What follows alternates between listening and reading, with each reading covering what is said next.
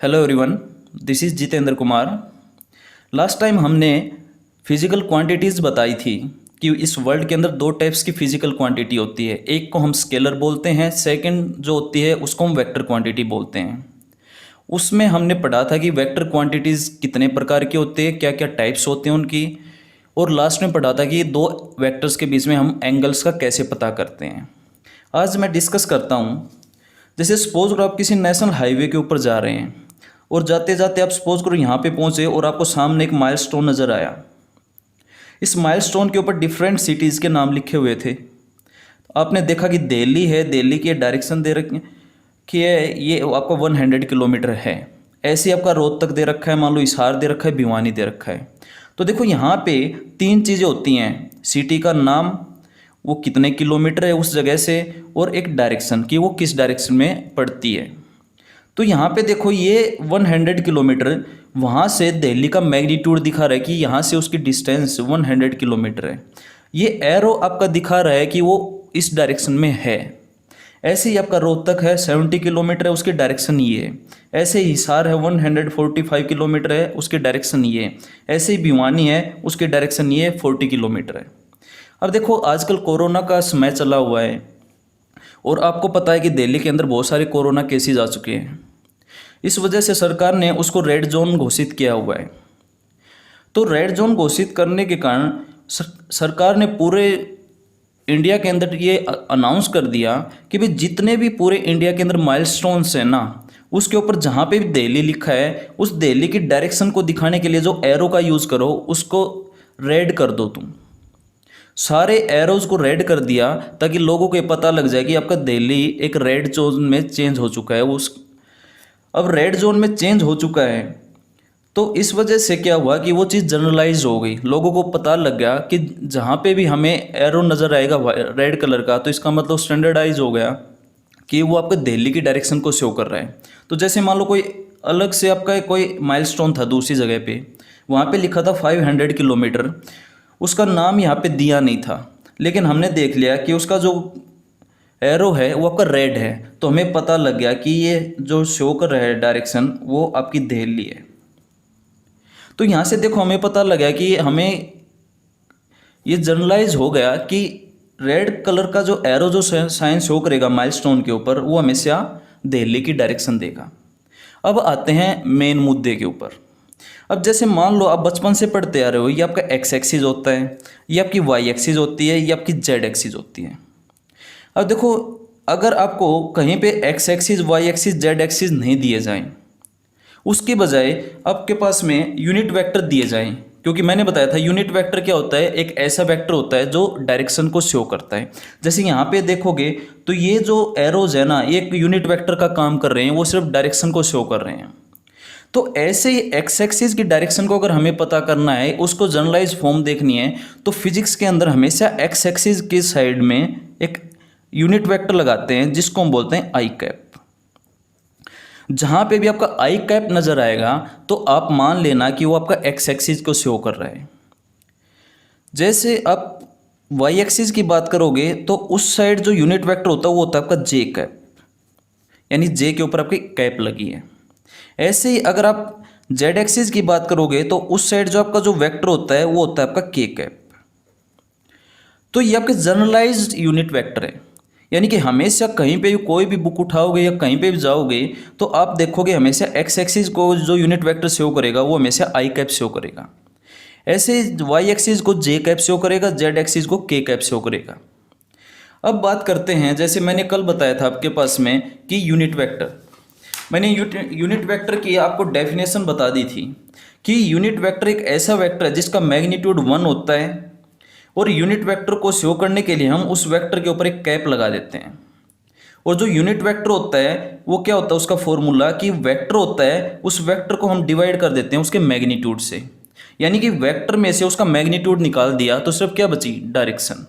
तो उसका जो फॉर्मूला बना वो बना unit vector is equal to vector divided by उसका मैग्नीट्यूड। अब जैसे यहाँ पे मैंने बताया था ये आपका एक वेक्टर है, अगर इसका यूनिट वेक्टर देखूंगा तो क्या आएगा, इसकी लेंथ क्या होगी, 1 होगी, यूनिटी। तो ये इस वेक्टर ए का यूनिट वेक्टर क्या है, ए कैप है, ये आपका यूनिट वेक्टर है।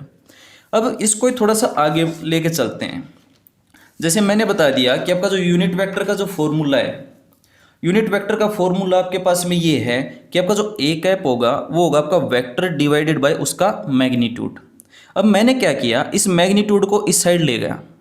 अगर मैं इस मैग्नीट्यूड को इस साइड लेके जाऊंगा तो ये ए कैप से मल्टीप्लाई में आ जाएगा। अब यहाँ पे क्या हुआ, यहाँ पे बच गया vector A is equal to उसका मैग्नीट्यूड और मल्टीप्लाई बाई डायरेक्शन। तो देखो ये आपका केस कुछ ऐसा ही नहीं बन गया, यहाँ पे उसकी डायरेक्शन दे रखी है, यहाँ पे उसका मैग्नीट्यूड दे रखा है, तो ऐसा ही कुछ यहाँ पे है। ये उसका मैग्नीट्यूड हो गया वेक्टर का, ये उसकी डायरेक्शन होगी। तो किसी भी वेक्टर को शो करने के लिए मेरे पास में क्या रिप्रेजेंटेशन है कि कोई भी वेक्टर होगा मैं किसके इक्वल शो करूंगा उसको, कि उसका मैग्नीट्यूड कितना है और उसको मल्टीप्लाई करा दूंगा किससे, उसके यूनिट वेक्टर से।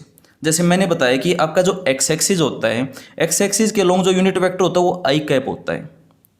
तो सपोज करो, मान लो आपके पास में ये एक्स एक्सिस दे रखा है और आप इस पॉइंट के ऊपर खड़े हो, यहाँ पे मान लो ये पॉइंट आपका ओ है। मैंने कहा भी आप ओ पॉइंट से चलते हो और इस पॉइंट तक आते हो, ये मान लो आपके पॉइंट दे रखा है, मान लो पी, यानी आपने जो डिस्टेंस ट्रेवल की वो की पॉइंट ओ से लेकर के पॉइंट पी तक। तो अब देखो आपकी एक स्पेशल डायरेक्शन है जिस साइड आप चले हो, तो आप चले हो कुछ ना कुछ डिस्टेंस कवर की है, तो इसका मतलब उसका कुछ ना कुछ मैग्नीट्यूड है। तो आपके पास में और उसकी क्या है, एक डायरेक्शन भी है, तो मैग्नीट्यूड प्लस डायरेक्शन है, तो इसका मतलब वो क्या है, एक वेक्टर। तो मैंने उसको नाम दे दिया, ये आपका वेक्टर ए है। तो आपका वेक्टर क्या है, वो आपका वेक्टर ए है, उसका मैग्नीट्यूड क्या होगा, ए मॉडुलस। अब मैं इस वेक्टर को क्या लिख सकता हूँ, उसके मैग्नीट्यूड और मल्टीप्लाई बाई उसका यूनिट वेक्टर। अब देखो यहाँ पे देखोगे तो vector A is equal to क्या हो जाएगा, वेक्टर मल्टीप्लाई बाई उसका यूनिट वेक्टर। अब यहाँ पे देखोगे तो आपके पास में इसका मैग्नीट्यूड तो क्या होगा, ये इसकी लेंथ। अब ये मैंने लिख दिया कि वेक्टर ए जो आएगा वो क्या होगा, उसका मैग्नीट्यूड और मल्टीप्लाई किससे हो जाएगी, उसके यूनिट वेक्टर से। मैंने बताया था एक्स एक्सिस के लिए यूनिट वेक्टर क्या होता है, आई कैप। तो मैंने क्या कर दिया, वेक्टर ए को रिप्रेजेंट करा दिया कि उसका मॉडुलस और मल्टीप्लाई बाई आई कैप। तो मैंने लिख दिया यहाँ पे i cap is equal to unit vector along X axis. ऐसे सिमिलरली मान लो आप इसी पॉइंट ओ के ऊपर हो और इस ओ पॉइंट से आप पी की साइड जाते हो, ये आपका पॉइंट पी है। अब जा रहे हो आप वाई एक्सिस के अलोंग। अब अगर मैं वाई एक्सिस के अलोंग बात करूंगा तो मैंने कहा कि आपके पास में ये डिस्टेंस है इसके और ये इसकी डायरेक्शन है। तो मैंने बता दिया था कि वाई एक्सिस के अलोंग जाओगे तो उसकी यूनिट वेक्टर क्या होगा, जे कैप। तो मैं इस वेक्टर ए को क्या लिख सकता हूँ, vector A is equal to उसका मैग्नीट्यूड मल्टीप्लाई बाय उसकी जो यूनिट वेक्टर है वो क्या आपका जे कैप। तो आपके पास में जो वेक्टर बना वो आपका ये बन गया। ऐसे ही आपके पास में और मैं अगर एग्जांपल लूँ, जैसे आपके पास में दे रखा हो, मान लो ये आपका एग्जांपल ले लेता हूँ मैं। जैसे मैंने कहा भी आपका ये पॉइंट ओ है और ये पॉइंट ए है, आप ओ से ए की तरफ जा रहे हो और मैंने कहा भी ओ और ए के बीच के जो डिस्टेंस है ना वो आपकी 6 मीटर है। आपने जो डिस्टेंस ट्रेवल की वो 6 मीटर की है। तो अगर मैं इसको वेक्टर फॉर्म में लिखना चाहूँ कि आपका जो टोटल डिस्प्लेसमेंट रहा वो कितना रहा, तो मैं क्या लिखूंगा, ओ ए वेक्टर है वो उसके जो मैग्नीट्यूड है वो आपका 6 मीटर है, ये आपका 6 मीटर है। अगर मैंने इसको वेक्टर बनाना है तो मैं क्या करूंगा, उसके मैग्नीट्यूड को मल्टीप्लाई करा दूंगा उसके यूनिट वेक्टर से। तो मैंने क्या किया, यूनिट वेक्टर आपका ओ ए वेक्टर निकालने के लिए क्या किया, उसका मैग्नीट्यूड 6 है, उसकी मल्टीप्लाई करा दी किससे, आई कैप से, और इसको मैंने रिप्रेजेंट कर दिया किससे, आपका ए एक्स से, कि आपका जो वेक्टर ओ ए है वो किस डायरेक्शन में है, एक्स डायरेक्शन में। तो मैंने बोल दिया इसको ए एक्स। ऐसे सपोज करो मान लो आप जा रहे हो वाई एक्सिस के अलोंग, अब ओ पॉइंट से चले और मान लो पॉइंट बी तक जा रहे हो और आपने जो डिस्टेंस ट्रेवल की वो की 5 मीटर। तो आपका जो मैग्नीट्यूड होगा ओ बी का वो हो जाएगा आपका 5 और इस डायरेक्शन में आपका यूनिट वेक्टर क्या है, जे कैप। तो आपका जो वेक्टर बनेगा ओ बी वो बन जाएगा आपका 5 इंटू में जे कैप। अब ये मैंने दिखा दिया ए वाई से, क्यों, क्योंकि मैं जो डिस्टेंस ट्रेवल कर रहा हूँ ना वो किस साइड कर रहा हूँ, आपका वाई एक्सिस के अलोंग कर रहा हूँ। अब मैंने एक एग्जाम्पल लिया आपका प्लेन के अंदर। सपोज करो मान लो आपने ऐसे पॉइंट तो देखे होंगे, आपका मान लो ये एक्स एक्सिस है, ये वाई एक्सिस है, 10th क्लास में बहुत पढ़ा है। तो एक पॉइंट लिया, मान लो ये आपका पॉइंट पी है और इसके जो पॉइंट्स हैं ना वो दे रखे 4 और 3। तो आपको पता है कि 4 जो दिखाता है वो दिखा रहा है एक्स की वैल्यू को और 3 दिखा रहा है आपकी वाई की वैल्यू को। तो यहाँ पे क्या बता रहा है कि ये जो पॉइंट है ना ये आपका एक्स एक्सिस के अलोंग इसकी वैल्यू आपकी कितनी है, मैग्नीट्यूड कितना 4 है, और वाई एक्सिस के अलोंग मैग्नीट्यूड कितना है इसका 3 है। तो अब देखो मैंने क्या किया, इस पॉइंट को इससे मिला दिया। तो मेरा एक ये वेक्टर बन गया, क्योंकि इसकी एक स्पेशल डायरेक्शन भी है और इसका कुछ लेंथ भी है, तो एक वेक्टर है। तो मैंने इस वेक्टर ए को निकालना है, और किस फॉर्म में निकालना है, आई कैप और जे कैप की फॉर्म में निकालना है। तो मैंने क्या किया, मैंने जनरल सी बात सोची। देखो मान लो आप इस पॉइंट ओ के ऊपर खड़े हो और आपको पॉइंट पी पे जाना है। तो देखो आपके पास में मान लो दो रास्ते हैं। एक बार तो आप यहाँ से चले, यहाँ से यहाँ तक गए और यहाँ से फिर यहाँ तक गए, तो आपके पास में जो डायरेक्शन बनी आपकी ये बनेगी आपके ओ से यहाँ पे, यहाँ से यहाँ पे। दूसरा रास्ता ये है कि आप सीधा यहाँ से चले जाओ और पॉइंट पी पे पहुँच जाओ। तो देखो दोनों कंडीशन के अंदर आपका जो रिजल्ट आएगा ना वो सेम आएगा। आप इसी पॉइंट पी के ऊपर पहुँच चुके हो, तो आप पी पे पहुंच चुके हो, तो इसका मतलब दोनों वेक्टर से इस डायरेक्शन में जा रहे हो तो भी वही रिजल्ट आ रहा है, और सीधा जा रहे हो तो भी वही रिजल्ट आ रहा है। तो इसका मतलब ये वेक्टर और ये वेक्टर क्या दे रहे हैं, इस वेक्टर की वैल्यू को दे रहे हैं। तो मैं क्या लिख सकता हूँ कि आपका जो ये वेक्टर होगा वो किसके इक्वल होगा, वेक्टर ए एक्स प्लस में वेक्टर ए वाई, क्योंकि ये वाई डायरेक्शन में है। और मैंने अभी बताया एक्स डायरेक्शन में उसका मैग्नीट्यूड कितना है, 4 है। तो अगर मैं x डायरेक्शन में उसका वेक्टर निकालूंगा तो क्या हो जाएगा, A X is equal to 4i cap. ऐसे ही y एक्सिस में अगर मैं इसका मैग्नीट्यूड निकालूंगा तो क्या हो जाएगा, उसका मैग्नीट्यूड है 3 और उसका यूनिट वेक्टर क्या है, j कैप। तो दोनों का रिजल्ट कौन सा है, आपका वेक्टर a है। तो मैं इसको लिख सकता हूं कि आपका जो वेक्टर a आएगा वो क्या आएगा, 4i कैप प्लस में 3j कैप। तो यहाँ पे आपका जो पोजिशन वेक्टर है पॉइंट p का, वो आपका क्या है, 4 3। तो ये जो होता है ना, इस वेक्टर को हम बोलते हैं पोजीशन वेक्टर। अभी डिस्कस करेंगे इसको। तो आपका जो आई कैप और जे कैप है वो क्या है आपके पास में, एक्स एक्सिस और वाई एक्सिस के अलोंग आपके यूनिट वेक्टर है। अब देखो मान लो सपोज करो आपके पास में, मैं बात करता हूँ पोजीशन वेक्टर की। अब देखो पोजीशन वेक्टर क्या होता है। मान लो आपके पास में ये एक्स एक्सिस है, ये वाई एक्सिस है। इस एक्स एक्सिस और वाई एक्सिस के अंदर मैंने दो पॉइंट्स ले लिए हैं। एक पॉइंट आपका ए है, दूसरा पॉइंट आपका बी है। मैंने कहा कि आपका जो ए पॉइंट है ना, इसकी वैल्यू दे रखी है 6 और 2, और जो आपका बी पॉइंट है वो आपका दे रखा है 2 और 4। अब जो 6 और 2 है वो क्या है कि आपका 6 दिखा रहा है एक्स के डायरेक्शन में उसकी वैल्यू, और 2 दिखा रहा है वाई डायरेक्शन में। तो आपका जो ये जो डिस्टेंस है ये आपका 6 है, और ये जो डिस्टेंस है ये आपका 2 है। ऐसे ही बी है 2 और 4। अब मैंने क्या किया, ये जो ओरिजिन है ना, इस ओरिजिन को इस पॉइंट ए से मिला दिया। जैसे ही मैं इसको इससे मिलाऊंगा, देखो इसकी कुछ डिस्टेंस होगी और इसकी कुछ डायरेक्शन होगी। तो इसका मतलब इसके पास में कुछ मैग्नीट्यूड भी होगा और क्या होगा, इसके कुछ डायरेक्शन भी होगी। मैग्नीट्यूड और डायरेक्शन होगी, जिसका मतलब क्या बन गया, वो एक वेक्टर बन गया। लेकिन देखो इस पॉइंट की 6 और 2 की एक स्पेशल पोजीशन भी है। अगर मैं कहूँगा अभी 6 और 2 पॉइंट बताओ कहाँ पे होगा, तो आपके सबसे पहले जो नज़र जाएगी वो किस पॉइंट पे जाएगी, इस पे। तो इसका मतलब इस पॉइंट की एक स्पेशल पोजीशन भी है। तो इसका मतलब ये पॉइंट एक पोजीशन भी रखता है, और अगर मैं इसको ओरिजिन से मिला देता हूँ तो वो एक वेक्टर भी बन जाता है। तो इसी वजह से हम इसको बोलते हैं पोजीशन वेक्टर। तो मैंने क्या किया, इस O को A से मिला दिया। तो ये जो मेरा वेक्टर बना R1, ये क्या कहलाएगा, आपका पोजीशन वेक्टर कहलाएगा, किसका, पॉइंट A का। तो आपका जो R1 है वो क्या है आपका, मैं इसको OA भी लिख सकता हूँ। तो आपका OA वेक्टर वो क्या बन गया, position vector of point A। ऐसे ही मैं अगर मैं पोजीशन वेक्टर निकालूँ पॉइंट B का, अब पोजीशन वेक्टर पॉइंट बी का निकालने के लिए क्या करूंगा, मैं ओ को बी से मिला दूंगा। तो मेरे पास में वेक्टर बनेगा ये, इसको मैंने बोल दिया आपका वेक्टर R2। तो मैंने इसको लिख दिया वेक्टर R2 है वो क्या है आपका O B is equal to position vector of point B. तो अब देखो पोजीशन वेक्टर की डेफिनेशन क्या लिखोगे, जो आपके जो पोजीशन वेक्टर की डेफिनेशन होगी वो ऐसे लिखोगे, position vector of A point is a vector which joins the point two the origin. यानी किसी पॉइंट का पोजीशन वेक्टर वो वेक्टर है जो उसको ओरिजिन से ज्वाइन करता है, उसको ओरिजिन से जोड़ता है। तो वो क्या कहलाएगा, उसका पोजीशन वेक्टर। अब आगे जो आता है, और देखो position vector tells straight line distance. क्या बताएगा कि जो पोजीशन वेक्टर होगा ना, उस पॉइंट की स्ट्रेट लाइन डिस्टेंस बताएगा। और क्या बताएगा, and position of the point from the origin, कि ओरिजिन से उस पॉइंट की पोजीशन क्या है।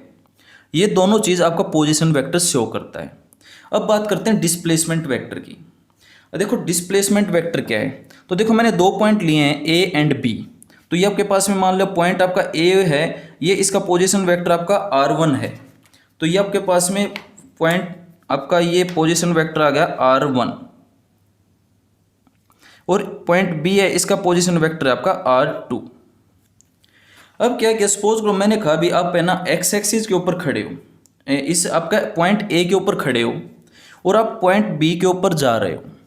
तो आप क्या करोगे, आपको स्ट्रेट लाइन में मूव किया आपने और आप पॉइंट ए से बी पे पहुंच गए। तो देखो आप पॉइंट ए से चले हो और कहाँ पे पहुंच गए, पॉइंट बी पे पहुंच गए। आपका पॉइंट ए है, ये आपका पॉइंट बी है। तो आपकी जो डायरेक्शन होगी ना वो आपकी ऐसे होगी, ए से बी की तरफ। अब ए से बी की तरफ आपकी डायरेक्शन है और देखो आपने कुछ ना कुछ डिस्टेंस भी ट्रेवल की है, तो इसका मतलब क्या बन गया कि एक वेक्टर बन गया। तो मैंने इसको नाम दे दिया, आपका क्या है, वेक्टर ए बी। तो आप कहाँ हो, पॉइंट बी के ऊपर। तो ये जो वेक्टर ए बी है ना, ये कहलाएगा आपका क्या, डिस्प्लेसमेंट वेक्टर। अब डिस्प्लेसमेंट वेक्टर की डेफिनेशन क्या लिखोगे, तो देखो it is a vector which tells how much and in which direction an object has reached, an object has change is position in A given time interval. यानी कि आपका जो डिस्प्लेसमेंट वेक्टर क्या है कि ये बताता है कि किस डायरेक्शन में किसी ऑब्जेक्ट ने कितनी डिस्टेंस को ट्रेवल किया है, अपनी पोजीशन को चेंज किया है। तो वो क्या कहलाएगा, उसका डिस्प्लेसमेंट वेक्टर। अब सपोज करो मान लो आप ए पॉइंट, आपका बी पॉइंट पे हो अब, और आपको जाना है पॉइंट ए के ऊपर। तो अब जाओगे से तो आपको बी से ए की तरफ ऐसे चलोगे, तो आपकी डायरेक्शन ये होगी और आपने कुछ डिस्टेंस ट्रेवल किया, तो अब जा रहे हो देखो आप बी से ए की तरफ। तो मैं इसको लिख दूंगा, पॉइंट बी से ए की तरफ जा रहे हो तो इसको बी ए और उसके ऊपर एरो लगा दूंगा, तो यहाँ पर डिस्प्लेसमेंट वेक्टर बन जाएगा बी ए। अब देखो मैंने कहा आपके पास में ये आपका जो ओ है ये आपका पोजीशन वेक्टर है R1, और आपका जो ओ बी है ये आपका पोजीशन वेक्टर है R2। तो मैंने इसको लिख दिया, जैसे आपका लेट अस कंसीडर 2 पॉइंट्स हो गए A and B, whose position vector are R1 and R2 respectively. तो आपका जो R1 है वो आपका OA है और R2 है वो आपका OB है। अब देखो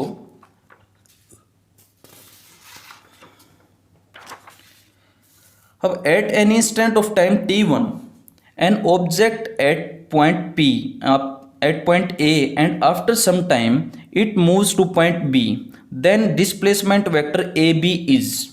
यानी कहा क्या कहा कि आपका किसी भी टाइम के ऊपर t1 के ऊपर वो ऑब्जेक्ट आपका A पॉइंट के ऊपर था और कुछ टाइम के बाद वो पॉइंट B के ऊपर पहुंच गया, तो उसका जो डिस्प्लेसमेंट वेक्टर बना वो ये बना। अब मेरे को क्या करना है, इस डिस्प्लेसमेंट वेक्टर को निकालना है किस फॉर्म में, R1 और R2 के फॉर्म में, क्योंकि हम R1 और R2 निकाल सकते हैं अगर हमें पॉइंट का पता है। तो यहाँ पे अगर मैं पोजीशन वेक्टर निकालूंगा, आपका डिस्प्लेसमेंट वेक्टर निकालता हूँ ए बी, तो वो क्या बनेगा, तो पकड़ना पीछे वाला पॉइंट। जैसे ए बी निकालना तो पहले बी को पकड़ना, तो क्या लिखोगे इसका फॉर्मूला कि position vector of B minus में पोजीशन वेक्टर ऑफ ए। तो अगर मेरे को डिस्प्लेसमेंट वेक्टर ए बी निकालना है तो मैं क्या कर दूंगा, पोजीशन वेक्टर ऑफ बी क्या था आपका R2 और माइनस में पोजीशन वेक्टर ऑफ ए क्या है आपका R1। तो मेरे पास में जो डिस्प्लेसमेंट वेक्टर बनेगा वो बनेगा आपका A B equal to R2 minus R1। Now any instant of time t2 object is at B. अब क्या है, ऑब्जेक्ट आपका बी के ऊपर और कहाँ जा रहा है, ए के ऊपर जा रहा है, तो आपका डिस्प्लेसमेंट वेक्टर बनेगा वो क्या बनेगा आपका बी ए। तो आपका डिस्प्लेसमेंट वेक्टर बी ए मेरे को निकालना, तो अब क्या करूंगा, फिर पीछे वाला पॉइंट पकड़ेंगे, इसको पकड़ते हैं position vector of A minus position vector of B. तो आपका बनेगा position vector of A minus position vector of B. तो आपका जो बी ए आएगा वो बन जाएगा आपका पोजीशन वेक्टर ऑफ ए क्या है आपका R1 है, माइनस में position vector of B R2 है। तो आपका जो डिस्प्लेसमेंट वेक्टर बना वो आपका ये बना। तो यहाँ पे देखोगे तो आपका ये देखो एक दूसरे के अपोजिट है, और हमें देख रहा है कि एक दूसरे के नेगेटिव वेक्टर हैं, क्योंकि यहाँ पे R2 माइनस R1 है, यहाँ पे R1 माइनस R2 है। तो यहाँ पे ए बी वेक्टर एक दूसरे के क्या है, नेगेटिव वेक्टर है। हमने नेगेटिव वेक्टर पढ़ा था टाइप्स ऑफ वेक्टर के अंदर। अब जैसे यहाँ पे एग्जाम्पल लेते हैं, यहाँ पे दिया है इफ 2 पॉइंट्स आर, ए दिया है जिसके पॉइंट्स क्या है 6 एंड 2 है, और जो बी है उसके पॉइंट्स क्या हैं 3 एंड 4 है। Then the position vector and displacement vector हमें बताने हैं कि आपका ए का पोजीशन वेक्टर क्या होगा और बी का पोजीशन वेक्टर क्या होगा और उनके बीच का डिस्प्लेसमेंट वेक्टर क्या होंगे।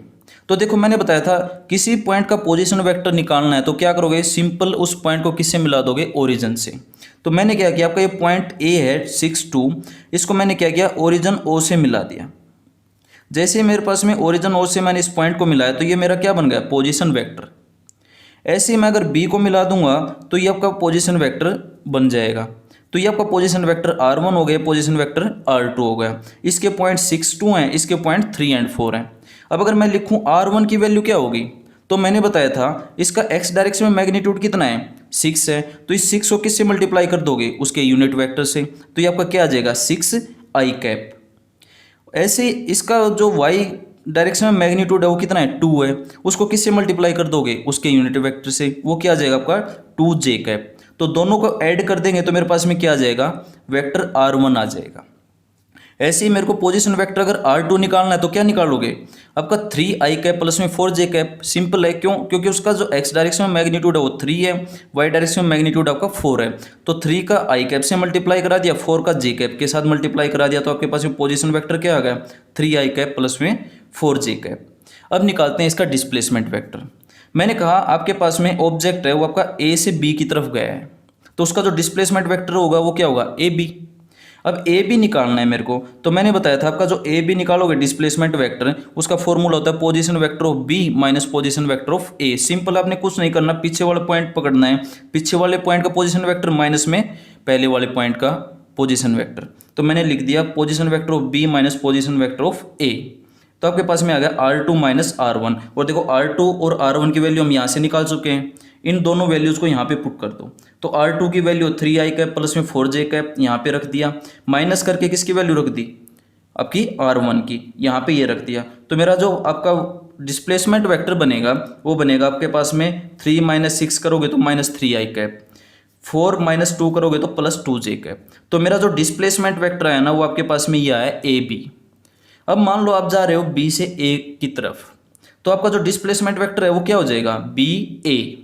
अब क्या करना है मेरे को, डिस्प्लेसमेंट वेक्टर BA निकालना है। तो क्या करोगे, पीछे वाला पॉइंट क्या है, अब A है, तो पीछे वाले पॉइंट का पोजीशन वेक्टर माइनस पहले वाले पॉइंट का पोजीशन वेक्टर, तो बन जाएगा position vector of A minus position vector of B। Position vector of A क्या आपका R1 है, minus position vector of B क्या है, R2 है। तो आपके पास में जो बनेगा, R1 की वैल्यू आपने निकाल रखी है ये रही, R2 की वैल्यू निकाल रखी है ये रही, दोनों को यहाँ पे पुट कर दिया। और आपका जो BA आपका डिस्प्लेसमेंट वेक्टर है वो है आपके पास में 3i cap minus 2j cap. तो ये आपके पास में पोजीशन वेक्टर और डिस्प्लेसमेंट वेक्टर हैं।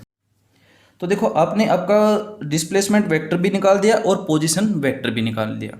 तो देखो बहुत ही सिंपल चीज़ें हैं, अगर इनको ध्यान से समझोगे तो कोई भी चीज़ मुश्किल नहीं है, और ये आपका फिजिक्स का बेस है। अगर इन चीज़ों को ढंग से समझ लिया तो फिजिक्स की 50% सारी प्रॉब्लम्स आपकी सॉल्व हो जाएंगी, अगर वेक्टर्स ढंग से आता है। तो आज के वीडियो हम यहीं तक करते हैं। Thank you.